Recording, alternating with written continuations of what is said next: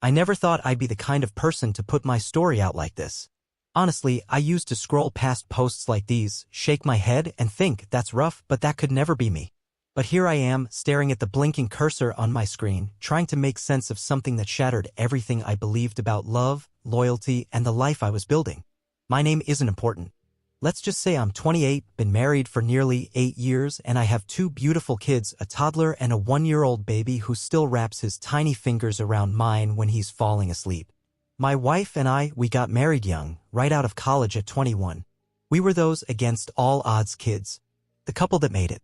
Everyone told us it was too early, that we didn't know ourselves yet. But we proved them wrong, or so I thought. We built a life. A small house in the suburbs. Late-night diaper changes. Laughing while we burned pancakes on Sunday mornings. That quiet, warm kind of love where you're not even trying anymore, you're just in sync. I thought we had that. I really, truly did. But then came the conversation. The one that shifts your entire reality. It started like any other quiet afternoon. The kids were napping. We were sitting at the kitchen table, just talking, nothing heavy, just life stuff. But she looked different. Not like her hair or makeup, her eyes. They weren't looking through me, but into me, as if she was searching for something. And then she said my name slowly, like it hurt her tongue to speak it. I need to tell you something, she said. Something I should have told you a long time ago. I braced myself, but not enough. Not for what came next. She told me that 4 whole years ago, she had crossed a line. She didn't call it cheating at first. She said she had inappropriate conversations with other men. That she got caught up. That it meant nothing. But I could feel the truth was darker, deeper, and colder than her soft words could disguise. I asked her, how many? She hesitated. That hesitation felt like the longest minute of my life. 3, she whispered. 3. One was her high school friend, someone I'd heard her talk about before, casually. Another was a coworker, someone I might have met at a work party once. The last? Her ex-boyfriend. The one she swore she was totally over years ago. She told me they exchanged photos. That she sent things she never meant for anyone but me. That they flirted. Sexted. Talked about things that make my stomach twist just thinking about it. With the coworker, it got physical, kind of. They met once, accidentally, at her second job. Talked for hours. And when they hugged goodbye, he grabbed her ass. She didn't stop him. I just sat there. Numb. Numb in a way that didn't feel like sadness or even anger, just emptiness. Like someone opened up my chest and scooped out everything I ever believed about us. She was crying by now. Apologizing. Saying she was ashamed. That she buried it for years. That she wanted to start fresh and get it off her chest. But all I could hear in my head was the sound of her saying 3.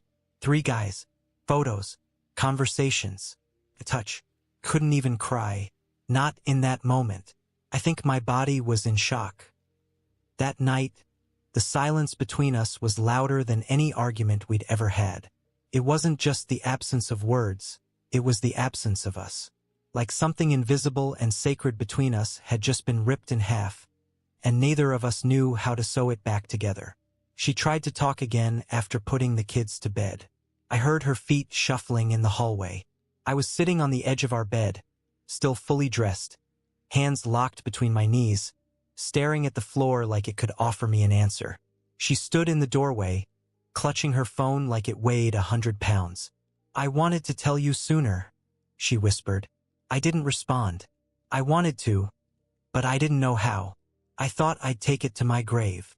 That's when something in me snapped. To your grave? I turned to her, really looked at her. My wife, the woman who promised to build a life with me, the mother of my children. And suddenly, she looked like a stranger who had been living in my home, sleeping next to me every night while hiding this dark secret. Do you realize what you just said? I asked, my voice low but shaking. You were willing to die with this secret. Let me live my entire life thinking we were okay. All while you were hiding this? Tears filled her eyes, but it didn't soften me. Not yet. I was somewhere between heartbreak and rage. A dangerous place where love and pain blur into one giant mess of confusion. She sat on the floor and pulled her knees to her chest, sobbing. I hated myself every day for it. I thought if I buried it deep enough, maybe it would just disappear. But it didn't. It haunted me. I wanted to scream. I wanted to punch a wall. I wanted to cry. But I didn't do any of those things. I just sat there, numb again, trying to figure out how the woman I shared everything with could carry this for years and look me in the eyes like nothing was wrong. Then came the questions. The ones that wouldn't stop spinning in my head. Was I not enough? Was there something I missed? Was our love real to her, or just convenient? And then the darkest one of all. If she hid this for 4 years, what else could she be hiding? It wasn't just the act that crushed me. It was the deception. The long-term cover-up. The fact that she could tuck in our kids at night and kiss me goodnight with that kind of lie buried in her soul. I couldn't sleep. I went for a drive.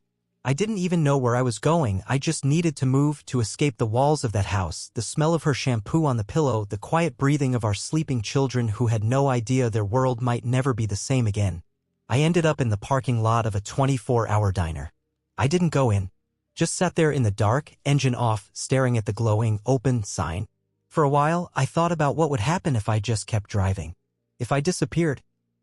If I became one of those dads who only shows up on weekends. But the image of my daughter's laugh and my son's sleepy smile kept me anchored. I couldn't leave them. I wouldn't leave them. But what about her? Could I stay married to someone who broke the sacred bond we built together? I was still sitting there when the sun came up. The sky was soft pink and gray, like the world itself was hesitant to start a new day. I pulled out my phone and typed "what to do when your wife cheats but you still love her" into Google. The fact that I had to type that made my stomach turn. I read stories. Some couples made it through. Some went to counseling. Others separated and found peace on their own. A few people said they stayed for the kids and ended up miserable. Others said they walked away and never looked back and wished they had done it sooner. But me? I didn't know which path was mine. When I got home, she was awake. Sitting on the couch, still in yesterday's clothes. She looked like she hadn't slept either.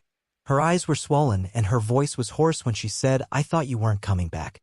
I almost didn't, I replied quietly. But I love my kids too much to just vanish.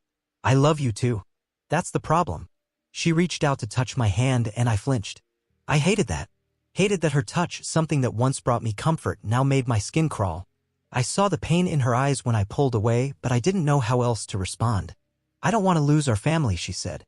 "I'll do anything, counseling, therapy, whatever it takes." But what if it's not enough? We started therapy a week later. She found the counselor.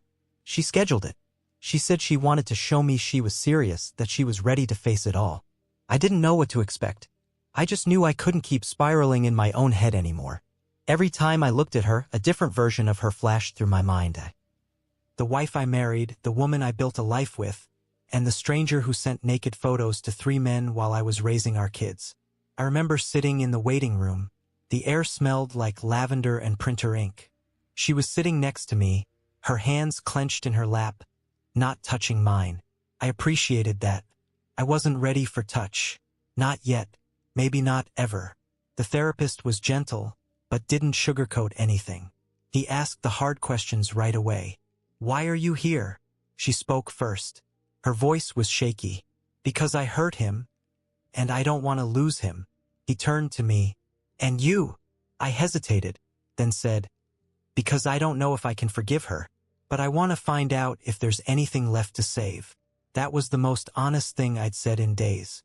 The sessions were raw, brutal even. I found myself saying things I didn't know I was holding in. I told her how betrayed I felt. Not just by what she did, but by how long she hid it. I told her how every time she smiled at me over the past 4 years, it now felt tainted. Like I'd been loving a shadow of her while the real version had secrets buried inside. She cried a lot, told me she hated herself, that she was in a bad place back then, that she never wanted to physically cheat but felt emotionally empty and wanted to feel wanted. She blamed her postpartum struggles, stress, loneliness. But part of me wanted to scream, "Why didn't you come to me?" We were both young. Still are. But I was working 2 jobs. I came home exhausted but still made time to cook, change diapers, make her tea when she was sick. I chose her every day. How could she not do the same? I started noticing little things that triggered me, the way her phone would buzz and she'd glance at it too quickly. The way she'd get quiet when I asked where she'd been during certain times back then. I knew she told me some things, but did she tell me everything? The hardest part wasn't the betrayal. It was the rewriting of my own history. Suddenly, my memories felt like lies. That vacation we took 4 years ago? She was texting someone else during that. That night we stayed up watching movies and laughing? She had already sent photos to her ex 2 weeks before. I used to think of our life as a scrapbook filled with warm moments. Now it felt more like a crime scene, every smile, every kiss, every shared secret a possible clue to something darker. One night after therapy, we sat in the kitchen in silence. She was holding her mug like it might give her answers. I finally asked her something I hadn't dared to before. Why them? Why those 3 guys? She looked up slowly. I don't know, they were just there. Familiar. Easy to reach. I didn't think, I just needed to feel something. That stung.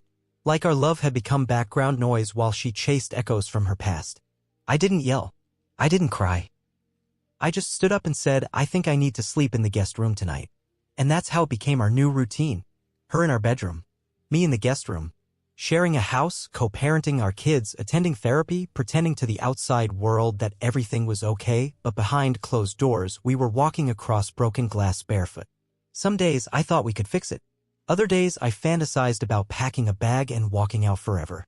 It's wild how someone can be both your safe place and your greatest source of pain.